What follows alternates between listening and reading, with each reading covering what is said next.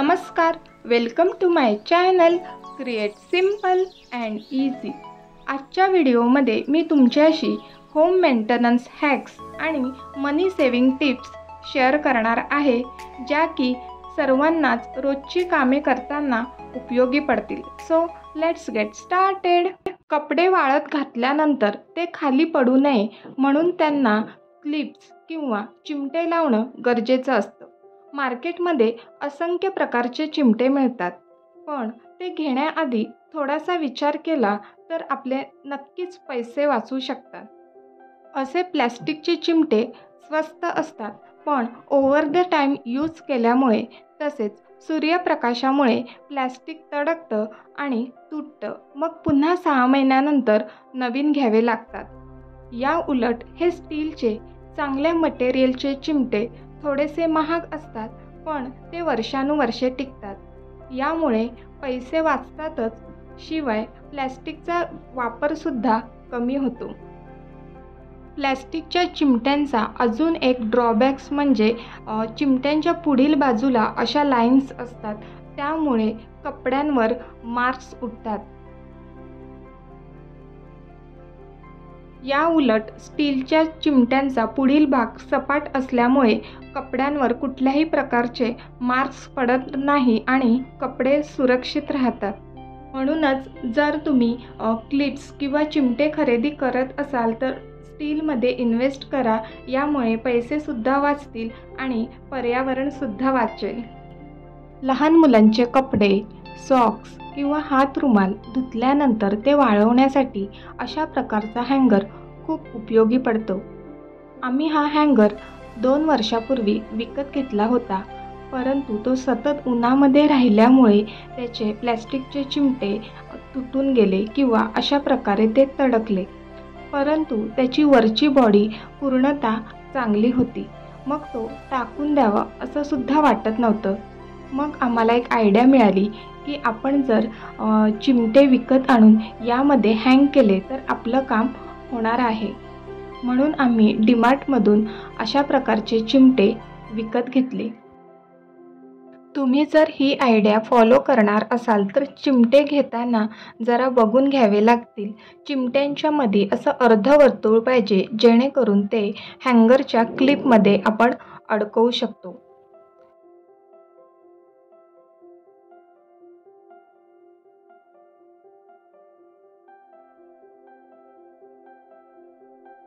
Actually आम्हाला स्टीलचे चिमटे हवे होते, परंतु अशा प्रकारचे ते मिळाले नाही, म्हणून प्लॅस्टिकचे घ्यावे लागले। तर मग ही मनी सेव्हिंग आयडिया तुम्हाला कशी वाटली मला कमेंट बॉक्समध्ये नक्की सांगा। व्हिडिओ आवडत असतील तर आपल्या चॅनलला सबस्क्राईब करा आणि तुमच्या मित्रमैत्रिणींनासुद्धा शेअर करा। आपल्या डेलीच्या टू डू लिस्टमध्ये अजून एक काम असतं, ते म्हणजे बेडची साफसफाई आणि तो आवरून ठेवणे। आपल्या घरातील बेड किंवा सोफा किंवा फर्निचर असो, त्याची डेली किंवा आठवड्यातून एकदा योग्य पद्धतीने साफसफाई केली तर ते फर्निचर अधिक काळ टिकतं। आणि त्यासाठी करेक्ट टूल्स किंवा ते कशा पद्धतीनं क्लीन करता येईल हे सुद्धा माहिती असायला हवं। जर आपल्याकडे करेक्ट क्लिनिंग टूल्स असतील तर आपला क्लिनिंग करणंसुद्धा सोपं होतं। आम्ही हा क्लिनिंग ब्रश डीमार्टमधून अगदी कमी किमतीत परचेस केला आहे। याचे ब्रिसल्स अगदी सॉफ्ट आहेत आणि हा वॉशेबलसुद्धा आहे। ह्याचे ब्रिसल्स खूप मऊ असल्यामुळे सोफा सेट किंवा हेडबोर्ड याने इझिली क्लीन होतं।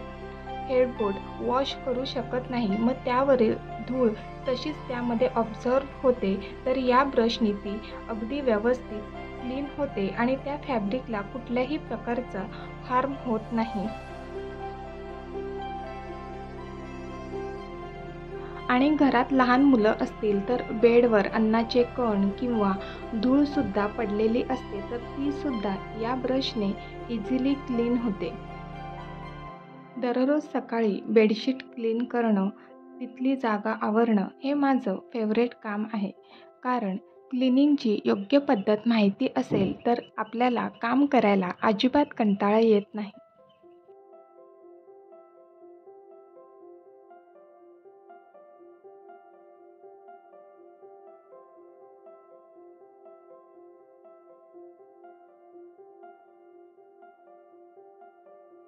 बाजारामध्ये असंख्य प्रकारचे रेडीमेड क्लीनर अवेलेबल आहेत, परंतु त्यामध्ये खूप सारे केमिकल्स असतात. मग आपण मीठ, बेकिंग सोडा, विनेगर अशा नैसर्गिक घटकांचा उपयोग करून त्यापासून होममेड क्लीनर बनवू शकतो. तर त्याची रेसिपीची लिंक मी डिस्क्रिप्शन बॉक्समध्ये देईन, तुम्ही नक्की चेक करा. आज मी लादी पुसण्यासाठी एक ट्रिक शेअर करणार आहे. तर त्यासाठी गरम पाणी घ्या आणि त्यामध्ये थोडंसं शॅम्पू घाला आणि या सोल्युशननी लादी पुसा. 15 दिवसातून एकदाच गरम पाण्याचा उपयोग करायचा आहे. यामुळे लादीला छान शाईन येते. त्यासोबतच जी काही डर्ट असेल तीसुद्धा गरम पाण्यामुळे निघून जाते. तर तुम्हीसुद्धा नक्की ट्राय करा. घराची काळजी घेताना आपण स्वतःची सुद्धा तितकीच काळजी घ्यायला हवी. तर पटकन जेवून घेते आणि नंतर भेटू. जेवल्यानंतर मी हा क्रॉकरी कॅबिनेट क्लीन करायचं ठरवलं होतं. खूप दिवसापासून एक काम पेंडिंग होतं, ते म्हणजे या कॅबिनेटला ग्लास शेल्फ असल्यामुळे त्यावर लायनिंग टाकणे. पण त्याआधी यामधील सर्व वस्तू काढून घेत आहे. कॅबिनेट बंद असून सुद्धा डस्ट साठली आहे, तर झटपट होममेड क्लीनरने क्लीन करते. I love homemade cleaner. Just add 1 cup पाणी, पाव कप विनेगर आणि 1 चमचा हँडवॉश किंवा डिशवॉश लिक्विड आणि होममेड क्लीनर तयार. आणि तुम्ही पाहू शकता याने ग्लासला किती शाईन येते ती.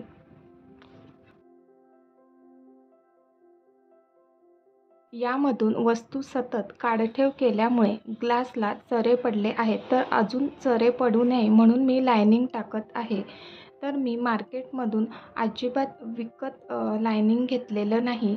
तर यासाठी आपल्याकडे जे पार्सल येतात ऑनलाईन, तर त्यामध्ये बबल रॅप असतात, तर ते मी अजिबात टाकून देत नाही. तसेच ठेवले होते, तर त्याचाच उपयोग मी इथे करत आहे.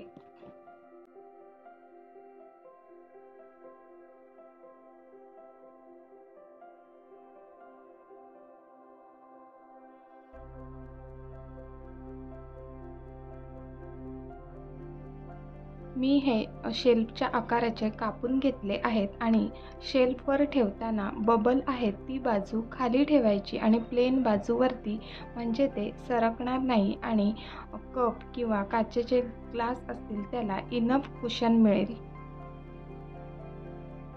आणि लायनर टाकल्यानंतर बिग डिफरन्स पाहायला मिळतोय. नुसतं शेल्फवर ठेवल्यावर ते किती सटकतात आणि खटखट आवाज येतो आणि लायनरवर ठेवल्यावर अजिबात आवाजसुद्धा येत नाही आणि सरकतसुद्धा नाही.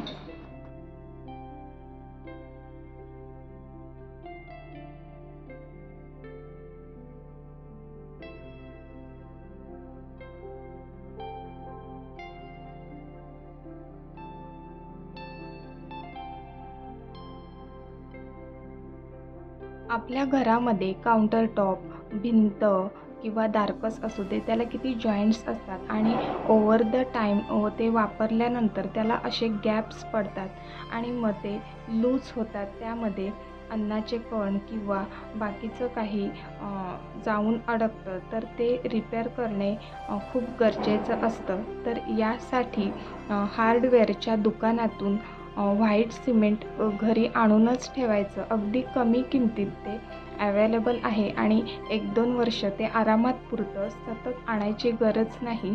तर हे व्हाईट सिमेंट एका बाउलमध्ये काढून घ्या आणि त्यामध्ये थोडंसं पाणी टाकून एक जाडसर अशी स्लरी बनवून घ्या.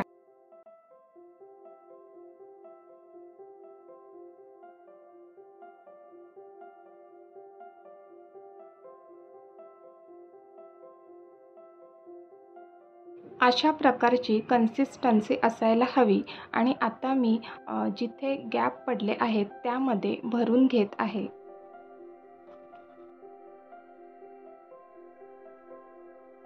आणि हे लावत असताना पटकन ड्राय होतं, तर हाताशी एक नॅपकिन ठेवा, म्हणजे जर आजूबाजूला लागलं असेल तर ते पटकन पुसता येतं आणि फिनिशिंगसुद्धा चांगली येते.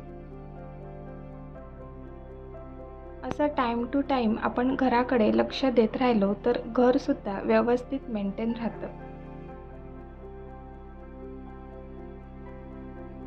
तर मग आजचा व्हिडिओ तुम्हाला कसा वाटला? यातल्या कोणत्या टिप्स किंवा हॅक्स तुम्हाला आवडले मला कमेंट बॉक्समध्ये नक्की सांगा. आजपुरती एवढंच. पुन्हा भेटूया पुढच्या व्हिडिओमध्ये. तोपर्यंत बाय बाय.